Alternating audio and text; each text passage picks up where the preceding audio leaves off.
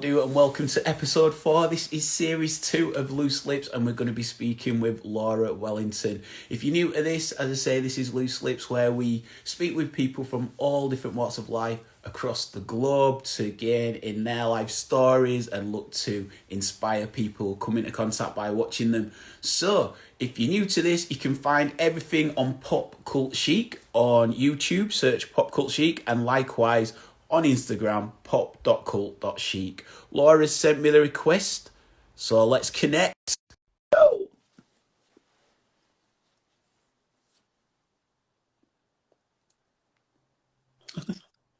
I got cat hair in my mouth.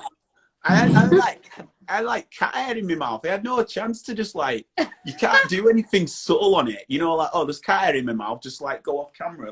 Now everyone's just seen me do that. But anyway, hello. Hi, are you okay? I'm good. Yeah, how are you? Yeah, good. I was just wondering, when are you going for a wee and having a drink in between all of Mate, this? do you know, because so we had our behind the scenes banter with when am I going to ask you onto the show, and then obviously I asked you onto the show, and then you were doing your hair, and then I Yeah. thought that last one finished so late. I was like, I know I'm going to overrun, and I proper needed a wee, and I was like, no, I'm going to stay true. I couldn't have Go come on a on. wee. What, just, yeah, you might as well. I've just picked Kaya out of my mouth. I was just, just have a, nah, I'm good. I'm sat cross-legged. I'm all good. Nah, it is what it is. It's sound, innit? Do you know what? It's, when you're ever at a gig or a show or whatever, which of course you will, because we'll come on to them, because you Yeah. happen to have a fair few at your venues. Yeah. But, it's mad how sometimes you get in and you think you need toilet, and then before you know it, gigs on, and then you forget about it. So that's probably what will happen here. I'm the master of that now. I think I'm definitely going to have some kind of urinary problems when I'm older, because you could completely forget. You're like, oh, I needed a wee, and then you're like, oh, and then there's another job, and then you it's gone. Yeah, it's going to quickly creep up on us, Ben, when we're older. Well, that's it. But at least we've seen the gigs. You'd be sat there, we'd be sat there older, but thinking, oh, at least I saw that song. I didn't miss that song. Because that'd have been worse. Getting to that point, and everyone going, oh, did you have fun at gigs? No, I always miss the best songs. Yeah, because I was having a wee. Yeah. Those posters on the back of toilet doors in service stations are for us. Right, I don't read them. I get paranoid and think that people have put cameras in there, because we're in that sort of society where people will do something like that. On the dark web, there's loads of just Yeah. Amazing. That's where we've started.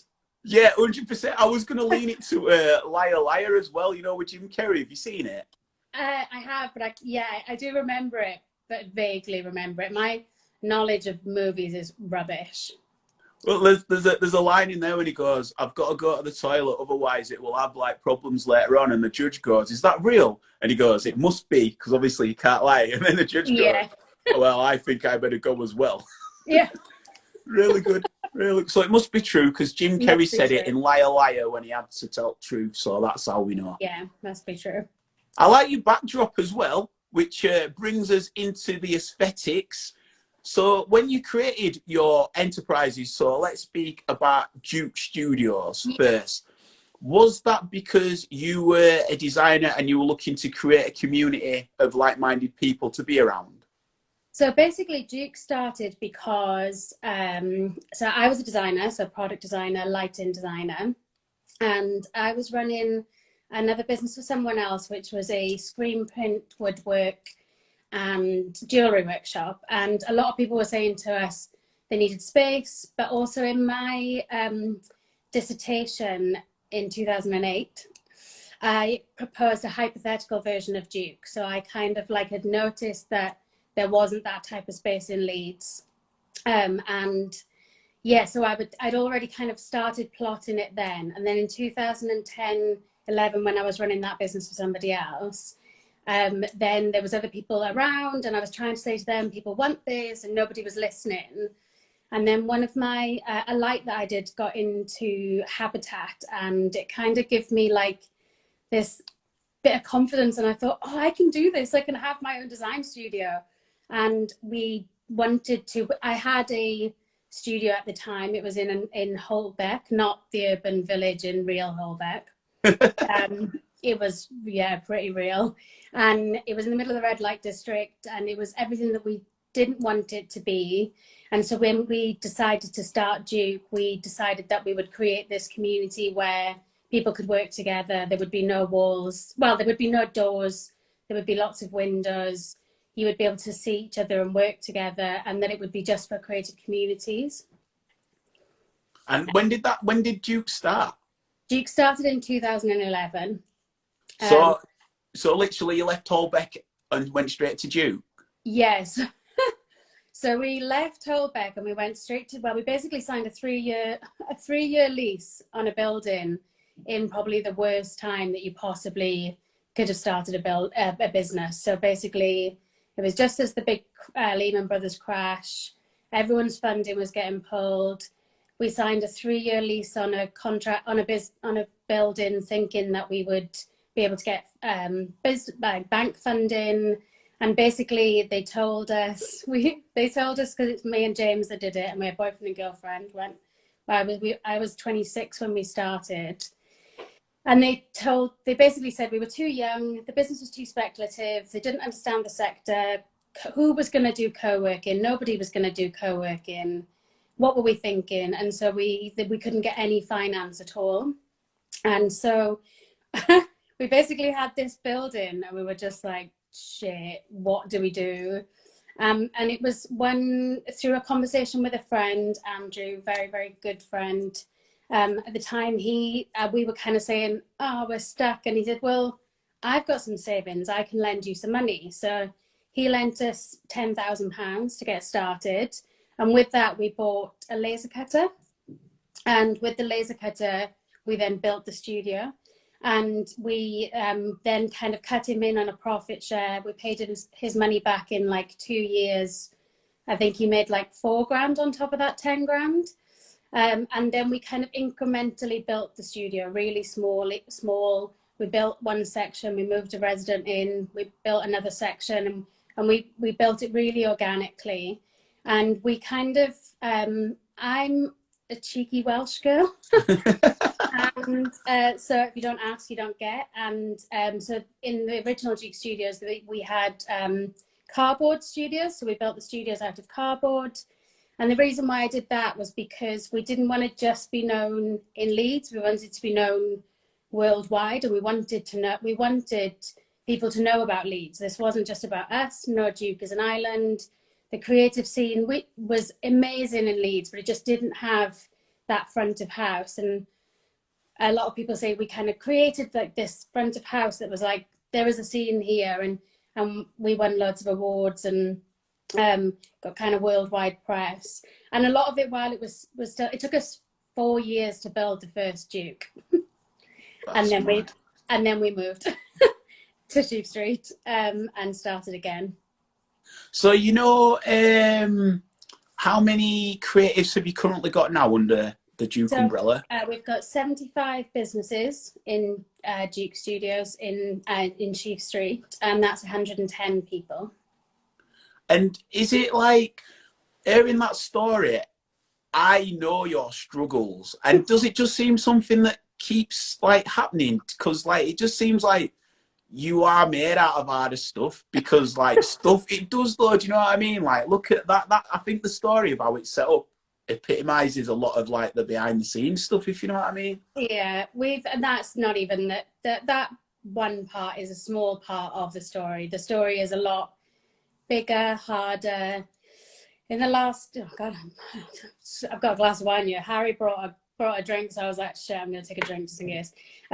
So there's been so many things that we've had thrown at us in the last 10 years, and things that we can't talk about, things that, there's been some really hard moments, basically. But it's just, you just have to keep going on. Any business, running any small business is hard. In a sector, very much at the beginning where nobody understood us or believed us. I think as well, because we sit across kind of lots of different sectors, so creative sector, technically property sector, independent sector, music sector. We've got a lot of kind of different places and people that we need to to kind of make believe in us, really. And so we've had a lot of kind of hard things that have happened to us, but it's life. And it's, if anything, that it's made us, we were talking the other day, that all of those things have made us stronger to sit in this point. It's, do you know what's mad is like what always comes through from you is your strength, your optimism, but also your love for Leeds. And as we can hear by the accent, it's not exactly Bradford like mine, No. but you really love this city. And not only that, you love championing the people of this city. So, A, where does that passion for the city come from? And B, does it frustrate you when you've come to this city and seen how great it is and how filled with amazing, talented people it is, and yet the people with the shackles around the city don't see it and don't loosen it and create the hurdles? Yeah, it's a hot. So I was thinking about this, so I thought you might ask me this question, and so I think like I'm so passionate about Leeds. I love Leeds. I think it's just got so much opportunity and potential, and there's so many amazing people here, and everyone's really friendly. Everyone looks out for each other. I think it's the Welshness with two Scottish parents that makes that's the kind of like, I'm like a nana basically. I want to look after everyone, and I want to make sure everyone's okay and keep everyone happy. And that's not just in Duke, or that's just like general life, everyday life. And I think that so I spent the first 6 years of Duke basically spending half of my time working for the city, which I call my civic work, which basically means working for the city for free, sitting on boards, trying to make change, trying to kind of talk about all the different sectors, trying to, put all these different, not just, I think that's, people are confused by me because we don't just sit in one sector and we kind of sit across. Was that just you solo, or was there a collective few So creatives? So that was, if there was a few, mostly it was me at the time. So there was on those kind of boards. So I sat on the board for the Leeds Civic Trust for 3 years. I sat on the board for Leeds Inspired, which was so I sat on my own with Leeds Civic. Oh no, with John Northbar. John from North sat on that with me. And then Leeds Inspired was a group of kind of cultural people. Sat and did some bits with the 2023. Sat on the board for Leeds Bid for a while. And that I probably was one of the, apart from Lee Hicking from Hebe Media, one of the only kind of creatives there at that time. And it was just really hard. It was really hard. It was really slow. It was really painful.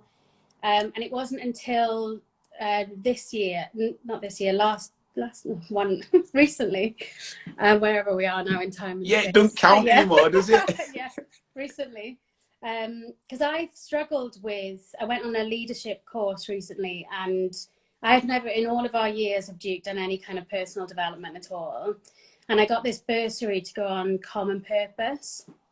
And you go into you have a group of 30 people, and then you go into a small group, and they're across all of the sectors. And then you go into small groups of 5, and they become your working group. And it's like on my working group, it was kind of like NHS, a charity, a solicitor. And so it's like kind of broad, and you have to take like a sticky problem, awful phrase. And then they talk about your problem. They try and help you with your problem. And my problem was, whenever I go into a meeting or whenever I go into anywhere, people see me with my yellow hair, I didn't have yellow hair at the time, I had pink hair, with my colourful hair, my trainers and my creative kind of outfits, and people don't see me as a brain. They see me as a fluffy creative, and I don't understand what is the problem here. Am I the problem? I need a toolkit, help me. And basically what it transpired is that I'm not the problem. The problem is that generally people in those groups are 20 or 30 years my senior, and they're not used to hearing from people like me. So I've really had to change in the last 6 months in the way that, and I never wanted to do it because I always saw it as playing the game, and I didn't want to play a game. And honest, independent voice. But it's not that. It's just that you have to understand that everybody is different. People are different. And so I've had to do a lot of learning in the last 6 months, really, on how I approach people and do things in the city as well. Which then brings us up to the current time that we're in. And one of the projects that, again, which shows the way that you're like, you look to make a situation the best out of a situation. So I actually was on Victoria Road and saw one of the what do you call them? The billboard signs. Yeah, one of the billboard signs. So would you like to go into a bit of how that project came about and other cities it might be spread into? Yeah. So basically, so a lot of the work that we do is, again, it's not just, or me personally, it's not just about Duke, it's about kind of the civic work and making change and design thinking and being reactive. So when we did Big Disco, that was about Leeds going for capital culture and us being bigger, but also about using the talent in the city. Like New Substance had worked in the city for 13 years, the guys that built the world's biggest disco ball, but had never worked in Leeds. And so I think my forte lies in these kind of reactive projects where you kind of see a problem, and Duke Studios was that. It was a reactive to, there wasn't that, so we made that. And so I've got a kind of passion project called In Good Company. And In Good Company is something which I formalised recently, but something which I've done again in the last 8 years, sitting on all of those boards and doing things for the city, which is about bringing more joy, colour and fun and art to the city. And so we would, I say we, I always say the royal we. I'm used to always just being a we with James and I, but I'm trying to be like more I in Good Company. Although I've got a new we with Tom from FYI at the moment. So In Good Company, it was about bringing art, painting buildings, doing kind of things within the city. But then when this all happened, James and I did a thing where we did a week of working out loud. So all of our problems that we were having, we were talking about them on Instagram Live to try and help people. So that if we were working things out, then that might just help some other people, or, you know, if we're trying to problem solve, or if we're feeling like shit. But alongside of all of that, I was also kind of having conversations with people on the phone and just checking in on people. And Tom from FYI are a print media company in Leeds and Sheffield. And I rang Tom and we were having a chat, and I was just saying to him, you know, because all of his stuff is in events, and we work with him a lot with Sheaf Street. And I was like, well, we're just trying to be positive. So we're going to try and do fun things. We're going to try and switch it up. And, you know, just trying to kind of pep talk him. And I said, you've got those billboards. Why don't we do something with those? And he said yes. And if anyone says yes to me, it's basically a fucking rabbit hole. Like, you're going down it. And if you continue to say yes, then it's going to get bigger and bigger and bigger. And so we started with, I then approached Morag Myerscough, and Morag had recently, about 2 years before, done a crossing outside of Duke Studios. So I'd met her once. So she wasn't kind of like I didn't know her a lot, but I just messaged and said, look, I want to say I'd noticed that everybody was saying thank you to the NHS. But I just thought, there's all these people that are out there putting themselves at risk every day for us, and who are saying thank you to them. And I would like to say thank you to them, because we have the luxury of staying indoors and they have to go out every day. So we decided that we would do a thank you to the frontline workers. And Morag created the 4 billboards that are on Hyde Park Corner, which you can go and see on In Good Company Leeds on Instagram. And then that went out and it just went mental. So everyone was like, we want these in our city. And so then I thought, oh, right, okay. So then I spent a week trying to convince. I also then in that process brought on another 6 artists. So Studio Build, Risotto, Rebecca Black, Luke Tung, and Anthony Burrell. And then they all created these posters for the people. And then I went out and I tried to pitch this to all the big companies, JC To Go, the Clear Channels, the you know, all the big billboard companies, just let me put this, and nobody would go for it. And then we approached, with Tom, approached Pop Art, who run all the poster drums in the city. And I thought to myself, if we can take over the whole of Leeds, one billboard, well, it was 4 billboards in Leeds, on Studio Build, sorry, the other person.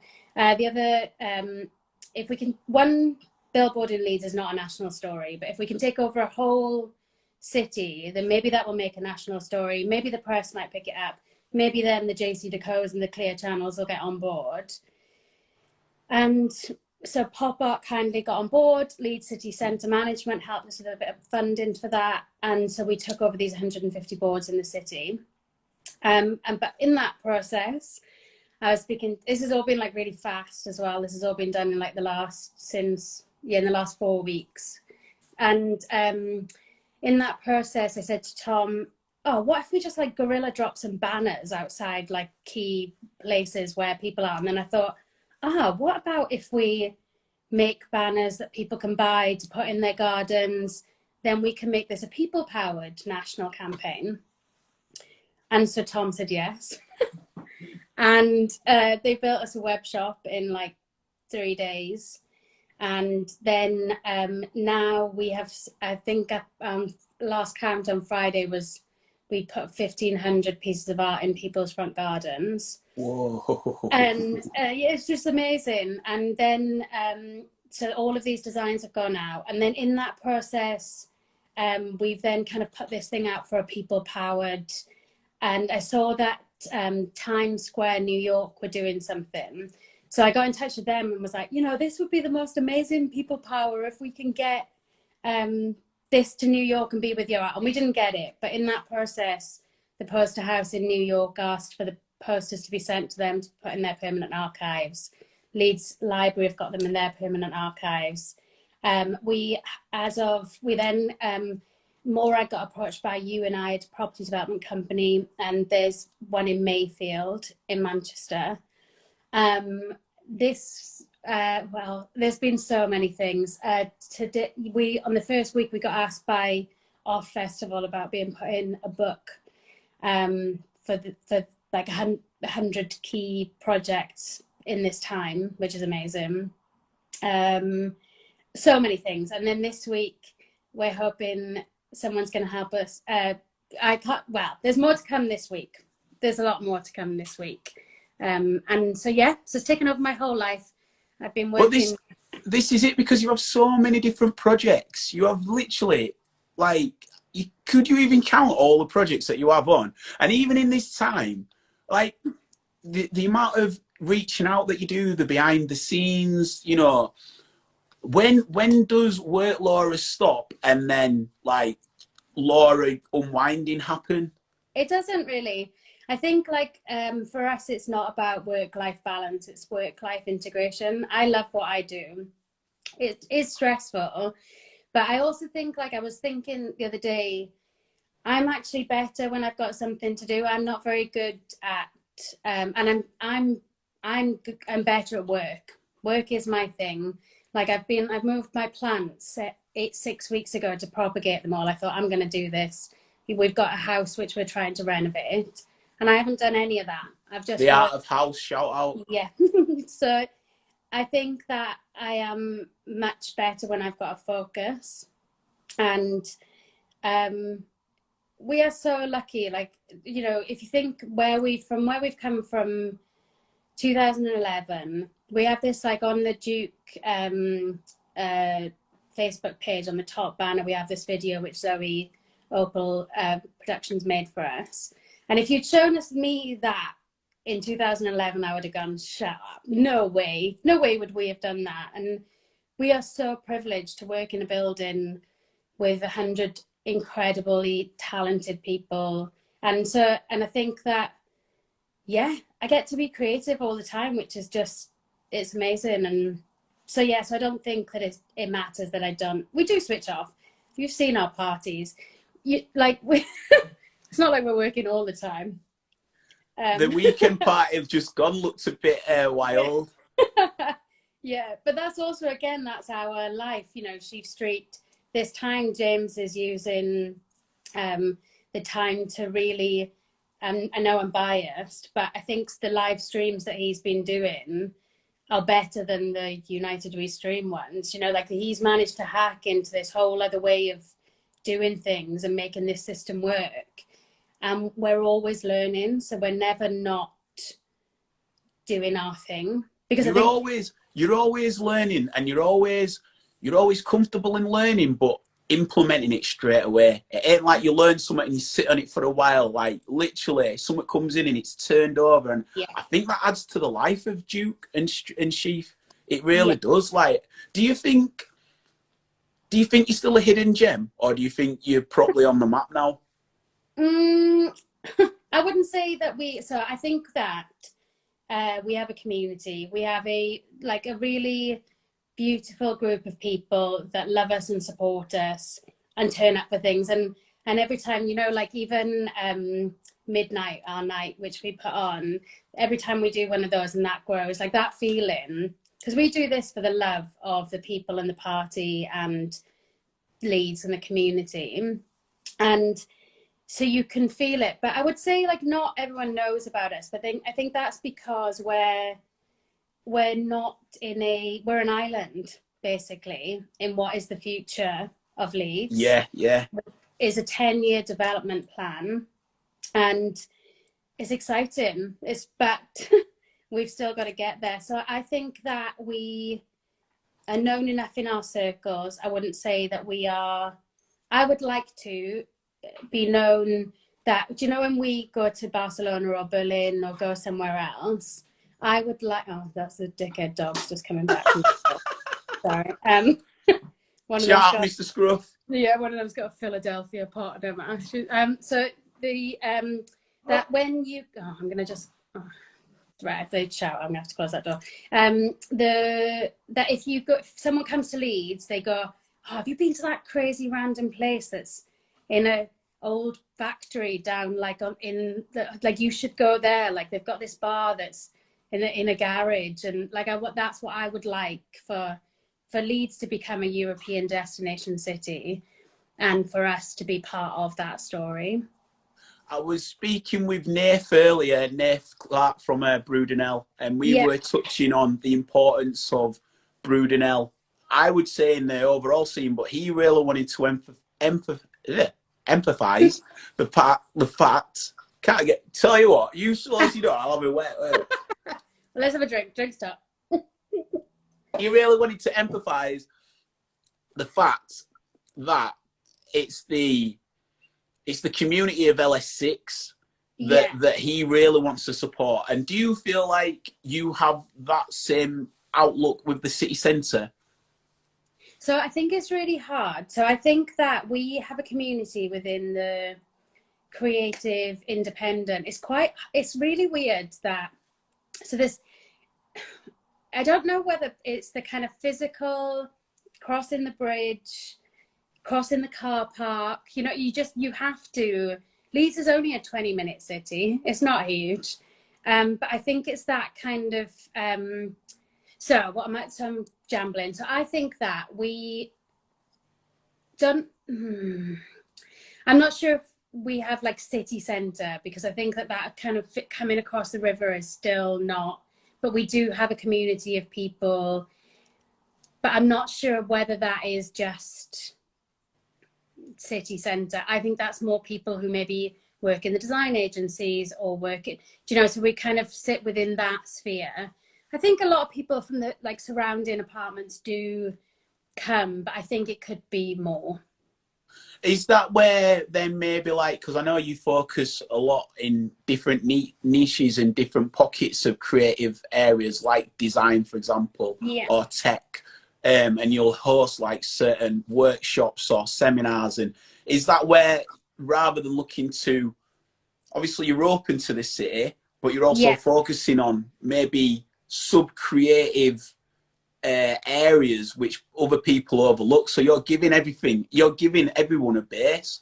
But I'd even say you're doing that with comedy now as well. Like I don't think that there's a lot that's popping off, and you've really somehow subtly woven your way into that as well. So I think that the So I can say this because I have nothing to do with the programming of Sheaf. That is all James and the team. But I think that we have one of the most eclectic and diverse lineups in the whole of the city. I think And consistently. Yeah, everything from, you know, even from conferences to comedy to, and there's more that we can do, and there's more that we want to do as well. There's always more that you can do. And we were just starting to get into our stride as well. You're like, FFS. You know, but that's fine because it's given us time to take stock and to work out, and we're not wasting the time. We haven't, so we first of all went mental and we were like, and then we thought, well, we need to pull back a bit from this because because all of our team have been furloughed, and it was just like James and I were burning ourselves out, and we thought, well, let's just, you know, bring it back. We are going in and doing repairs and stuff. But to go back to your question, I think what the thing is for me is I'd rather have, and I know this is not the answer in terms of, but I would rather have 10 nice people than a bar full of dickheads, basically.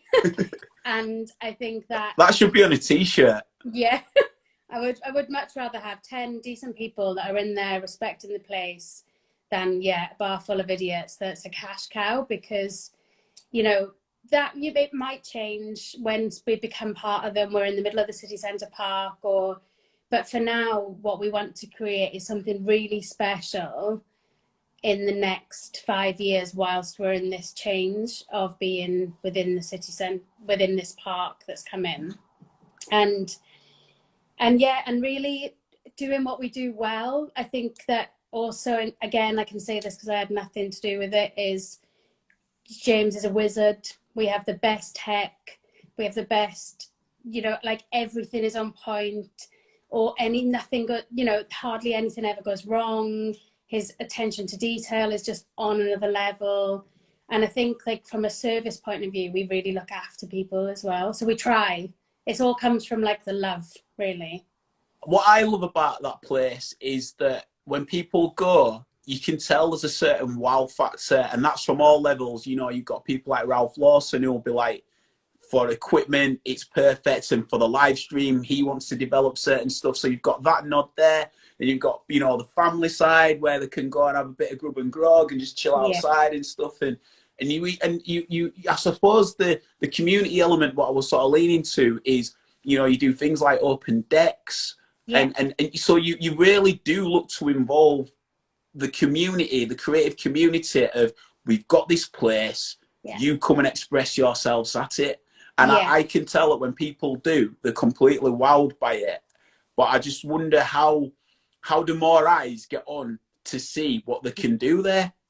So I think that the other thing is that we do 100%. It's all about nurture. It's about empowering people. It's about making them know that they can do this. Like everything that we've done, nobody told us how to do this. No one, there wasn't a book or, you know, like we've had to like learn and make. We didn't know what a bar or how to run a bar or how to run a venue. And like, if we can do this, other people can do this.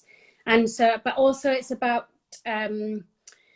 we are really picky as well about what we do and who we do it with, because we want to ensure that it is the best, not necessarily the best, but it's good people. And still like with a similar identity of what you stand for. Yeah, it has to be about kind of like the morals and the ethics and how you do stuff. And it is about just making sure, so the open deck, for instance, and that is like one of, like, Rufus and James handle that. But again, that's one of the things I love, because on a Thursday, you see some DJs come down and they're so nervous. And then you see them 3 weeks later and they're buzzing and they're, you know, like, and like for me, watching people grow is one of my, on any level, on anything that we do, is I feel proud of you. Like I remember when you used to first come in, when you were temping around the corner. Yeah. And I'd be like, come on, Ben, you're going to be fine one day. Like, you're going to do this. Like, this is, and I feel proud watching you. Like, I feel proud watching anybody that personally grows. And I think through all of our businesses, as we have Duke Makes as well, And so Duke makes Sheaf Street, Duke Studios. We were due to be doing something else as well, which might be delayed for now, but that also is about supporting and helping other people in the city. And that is, all of our brands have purpose, basically. We are people with purpose, and our brands have purpose, and we want to make sure that everything that we do does that. So is Duke makes more on the machinery side and like wooden machinery? Is that like a bit more of a warehouse for that? So basically it is, so I'm originally a maker. I make stuff, and if I applied to get into Duke now, I wouldn't get in. And so because of the nature of how it's evolved. Yeah, so it's basically, in the first Duke we had a workshop, and then when we moved over to Sheaf Street we had to lose the workshop, and it's always something that I wanted to do, and we've been trying to create this Duke Makes for the last 3 years, and again that was due to launch now, and that's been delayed as well. But so basically Duke Makes is a creator space, which is all digital fabrication. So we have laser cutter, CNC, vinyl cutter. We want to have 3D printers, soldering, everything that you can do. So you can make and prototype anything that your heart desires. You can come to us and we can create. And that might be. Is it going to be how Duke currently people have a station in their own section, or is it like people can come in off their own bat? People can come in to use it. So basically, when we looked at it, it's been a effing pain in the butthole, but it's going to be amazing when it gets there. So we originally had a building which we could have rented with other people, and then that switched. And then now we're in another building, and that building is more kind of like an industrial unit, but it's opposite Sheaf Street. When you stand outside it, you can see Sheaf Street. And actually it's an amazing building. John King, our landlords, are just my favorite people. Well, persons group, and they're a family business as well. And so it's in an industrial unit. You don't take space, but you just come and use it as a service. But the idea being that you can come in and use all the machines, or we're going to run workshops and classes and talks, or you might get like an engineer in, and you might get a 12-year-old in, or you might get a grandma that's never used anything, or a granddad that's not used anything. And so it becomes this place where it's welcome for everybody, and everybody feels that they can be there to learn or to meet people. And the idea is that it's just a place that you can create. And that might be someone like me wanting to come and make this water bottle. And then I'm going to take this water bottle, I'm going to prototype it with us in Duke Makes. And then Duke Makes will then look at the region and find out where that can go and be manufactured in the rest of the region in Leeds. Or it might be that someone comes in and does what we want to bring talent from across the world to come and work with us and to do things. And it's been something that we've wanted to do since the beginning of Duke. And so now it's kind of, again, it's just another formalization of it. So yeah. That'll be class. That'll be class. Yeah. That sounds exciting. The fact that you can get people going in as well, that'll be something to do on for a bit of a day. Yeah, exactly. You know what I mean? Make some jewellery. Yeah, yeah. Make some cool accessories and then go out on them that night. Yeah, yeah. And I want to do that. Like, I want one day to have like a bit of a cafe in there or a bar in there. But at the moment, again, it's in a bit of the city where people don't normally frequent. It's not far from, well, it's on the same street as the Lockup. Have you been to the Lockup? Oh, it's in one of those escape games. No. So the Lockup is a new little venue. Yeah, I know. Yeah. So we're there. So it's not far. So it's basically behind. You know where TK Maxx is in Crown Point? Oh yeah. It's on the street that runs parallel to that. Ah. Okay, fair. Yeah. Fair. No, that sounds cool. That sounds probably cool. I love that fact that it can be a bit more hands-on, Because that seems like you could have like school trips there as well, and like kids getting involved. But Yeah, literally, I'd be like, oh, I want to make something. exactly. I'd be well up for that. There's Yeah, like yeah. something that takes like you see on Amazon that takes a bit to deliver, and you're like, no, I'll just go and make it there. Like, Exactly. Well, that's the other thing, and for me, I think there's the excitement in coming from being a designer, and again that kind of reactive and proactive and making solutions and just doing things. If you think, oh, I want to do that, but I'm not really sure, then you come to us and you can just do that. But also, I think there'll be a big change, and I think maybe the change might come even now, where there'll be a shift in design in terms of like, it's not going to be that people keep stock anymore. People will, but it'll be designed for download. So you download a kind of digital design, and then you find all your fabrication labs. So with a 3D printer, you could print the screws. You could use the CNC. So if you wanted to make a cabinet, you kind of get the instructions how to do it, and then you go off and you get all these things, and then it comes together as what, instead of keeping dead stock. And I also think there'll be a huge thing in personalization in design, where people want their own spin on it. specific thing. Definitely. And so I think in terms of design and where we're heading in terms of consumerism, I think there's a whole other shift that's coming. Maybe that might happen quicker, especially with the current climate. Shout out to Sophia, leaving wonderful comments for you.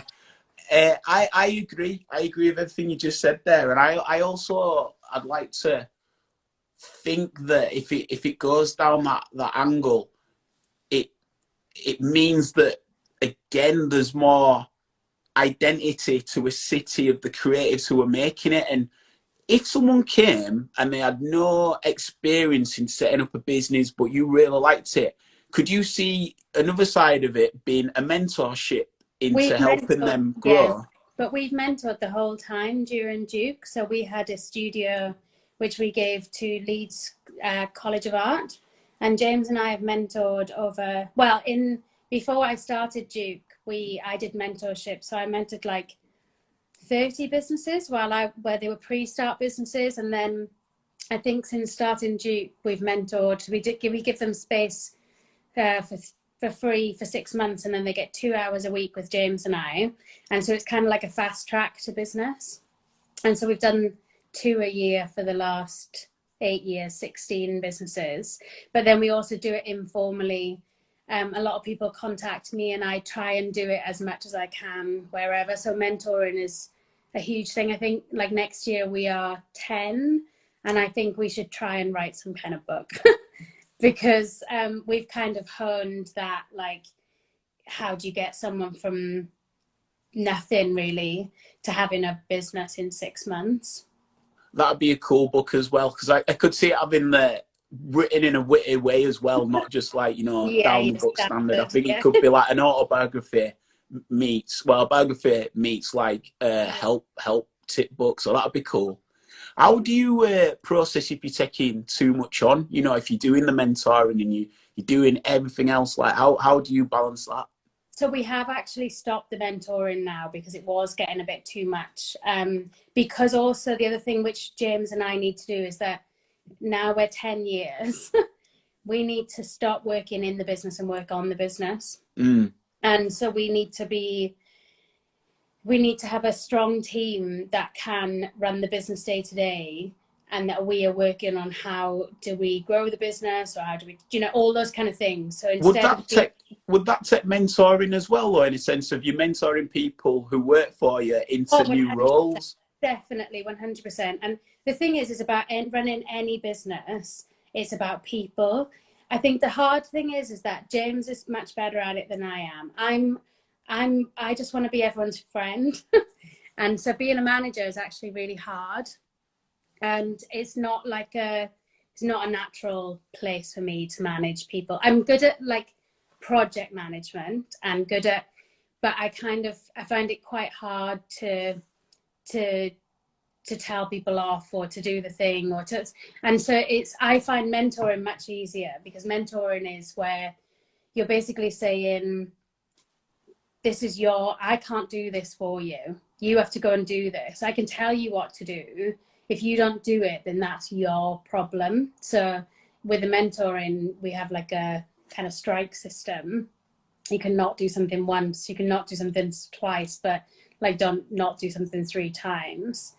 But then that's people's own things, whereas management's a lot different. And again, we haven't done any professional development. Like 2011, if someone said like we're gonna have a team by the end of this year, we'll have a team of 20 people and which will grow again, and you're just like, shit, like that's huge, like, you know, mental.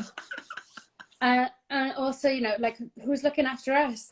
Sometimes you're a bit like, oh, like it's quite scary really. And I think again in this time, one of the things has been, and again why I've been looking out for everyone else and a lot of my friends that do run businesses in the city, is because I think a lot of people don't realize like how hard and how difficult and how scary, and everyone thinks you've got your shit together. But in a time like this, yeah, we have got our shit together to a certain level, but we're also still humans. And so that's why, again, I've been going and checking in on people and making sure if I have a day where I feel shit, I go and check on other people, because I know that if I feel shit, then they'll be feeling shit as well. Because I think it's like, this is all about human psychology and how we're all dealing with it in the kind of you know, like as a business owner now, you're into however many weeks you are, and especially in hospitality, and you're looking at it. So, you know, like I keep checking in on the other people that work in hospitality and that own bars and saying, are you okay? Because I feel a bit weird today. Do you feel a bit weird? And so, yeah. That's cool. That is cool. Do you think there's a good collective relationship with the hospitality in Leeds, like from your point of view? Because I believe there is from my angle of it, but you know, as an owner, is it quite competitive, or do you think there is a good collective? I think the thing is that there's always, I don't think it's competition. James and I always have a thing. I think we've all got our own kind of like communities and all those kind of things. But I think more than anything, it was quite interesting when I watched Harry's, and when he was talking, he's a fucker. I was just like, Harry. He's funny. He's funny. But you know, when you're like, because he was basically saying like, oh no, like, you know, there's loads. And I was like, no, it's not. Like, we all look after each other. And especially, like, we always ensure that, you know, if there was a time when 212's kit got stolen and we were like, take some of our kit, or like, we always make sure that we look after everybody. And I do think that I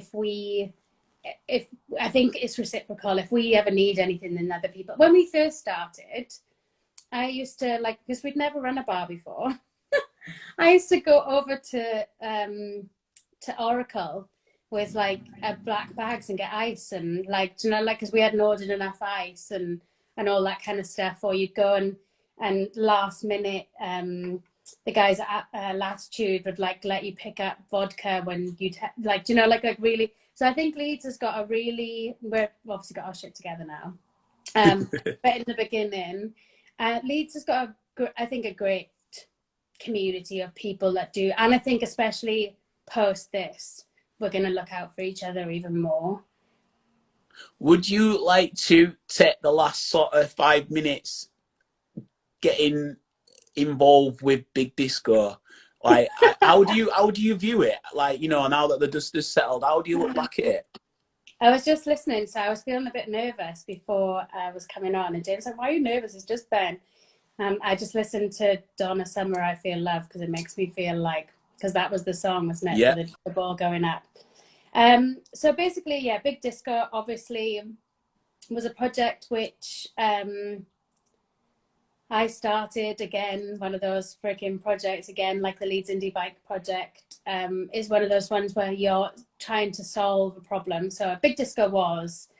Do you remember it were in Gino's one Christmas time, and you were sat with them and I was sat with like my mates, and I seen you and you were like, It was just after Sheik had done the big mirror Yeah, ball at festival, and you were yeah, like, "These are the people. We're gonna bring it to Leeds." And I'm like, yeah, "All right." And then, yeah. but this is you. This is what you do. I know. So yeah, so basically, Leeds was going to go for the capital of culture, and I had met with the guys behind with Patrick O'Mahony from New Substance. We always just use his full name. We never use his just his first.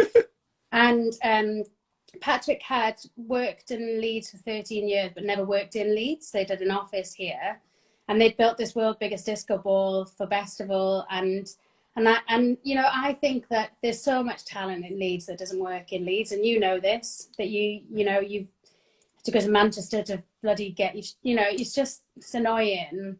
And so Big Disco was in part to show off all of the great talent that we have in Leeds, and that everybody that worked on it was from Leeds, and make stuff in Leeds, you know, from Lord Whitney making the disco capes for the people that turned the ball, to the performers, to like Carnival, God, and that was like when I think now, it was a 6-month project. We did it in 6 months. We did in the run-up, we got 20,000 people across the whole world dancing to one song at one time.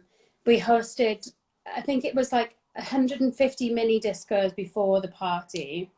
We had, do you know, like when you, we had like I've got a thing there, photo booths in Trinity. We did a national campaign, like Manchester, you've seen now, Leeds knows how to party. Like, it was massive. Like, Big Disco was a 2-year project done in 6 months. And but that moment, you know, what was that, with 10 people, like, it was Fatboy Slim that chose the Donna Summer I Feel Love. We had all these people that voted for what would be the song. 5,000 people, 4,000 people at the party on the day.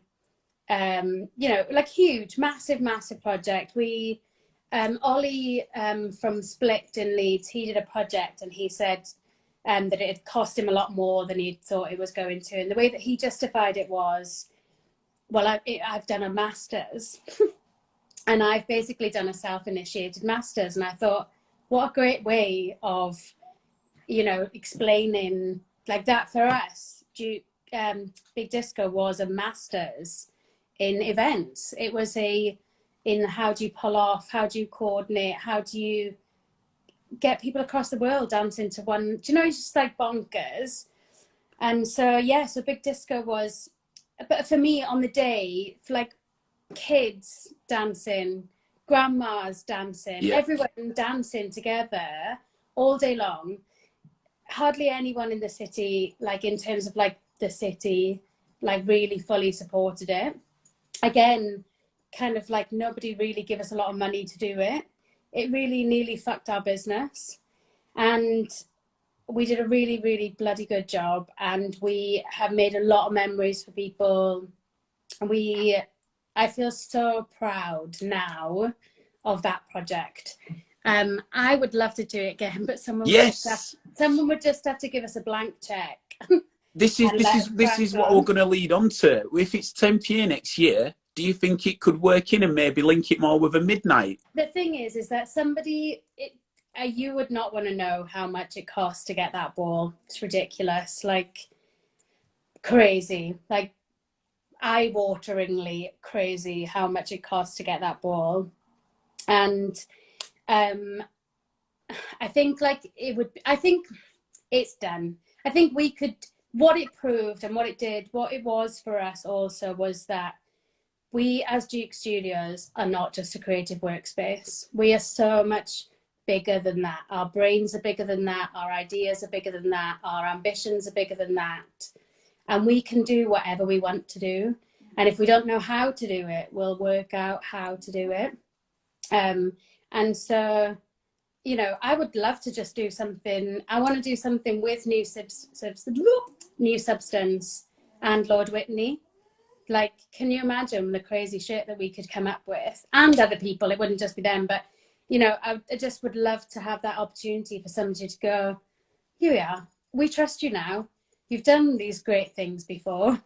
crack on, there's some money, because and not have to fight for it, because I feel like all we've done for the last 10 years is fight. Which is crazy. What I was sort of alluding to at the start of this Yeah, convo, wasn't it, with how you sort of got to the premises with you are with yeah, that friend doing that loan rather than the bank's not yeah. seeing it. But you are renegades in it, aren't you? You are mavericks. We are mavericks, and I think that's the thing. Like we've had to make our own way, really, and in that, I think that's not a bad thing. I think Now you learn more that way. oh God, we've learned so much, but also we appreciate every single penny.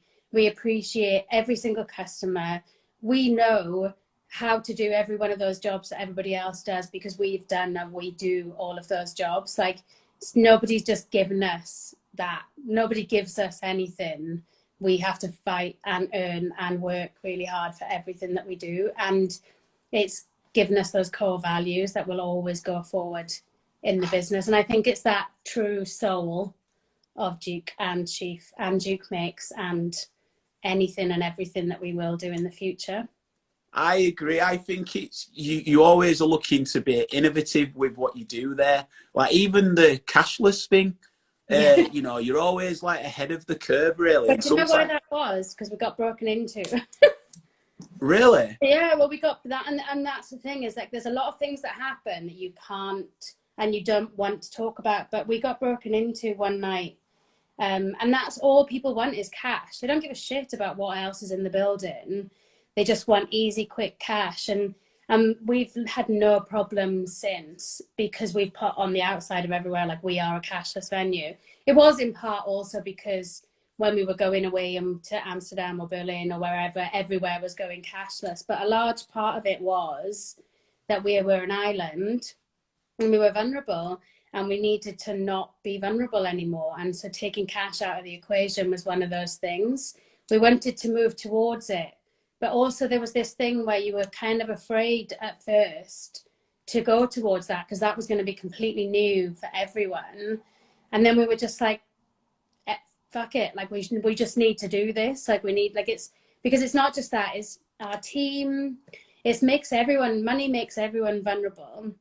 And we just didn't want our team to be in a position where, especially being that island, where there could be anything that could happen to people. So it was kind of, it was a lots of things. And I think we were like, not, you know, we were one of the first bars in Leeds to do it. But it wasn't just because we were trying to be tech and it was because we were trying to look out for our team and the business and also move forward. James hates cash. James is like fully on board for no cash ever again. But that's a lot of people have different opinions on that. I think we've all, well, my next chat's starting like literally now, but I feel like I've got more to ask you. So there's probably going to be a 2-minute count out's coming up. So in 30 seconds, yeah, it's just started. So in 30 seconds, would you wrap up yours and James's working relationship? Because I love it. I love the tandem, and he's been mentioned a couple of times, but it does deserve a shout. And also Sam Hopkins, I love that guy. But yeah, let's end the chat with bigging up James and how sound he is. So James Aberdonley and I have been together since 2007. We've run our business since 2010. And so we've spent most of our relationship being in business together. So we've spent 24 hours a day together for the last 9 years, pretty much. He's incredible. What a fucking guy. Like, absolutely amazing. You know, like, he's always there. He's always supportive. He always looks out for people. He is a bit shy. He's a bit nervous sometimes, but like, he is just so on the ball with everything. And he's like, and that's the other thing, James and I have had the best lockdown because we're so used to spending time together. And actually it's been really lovely because we're spending time together, but we're not working. So actually we've spent some really good quality time together and hung out. And James is a problem solver. He is creative. He is funny. I think he's got this little he's got this little like funny side, like come in like as a junk. Do you know, like he's just a wonderful, amazing person. And yeah, he keeps the yin and the yang. I love that. And also he did his comedy as well, so I'm glad he was Yeah. looking to develop on that. But Laura, what a pleasure catching up with you, my lovely. I'll speak to you on the other side, no doubt. But you take care. Cheers for that. And you. Bye. Bye. Bye. Bye. Bye. Bye.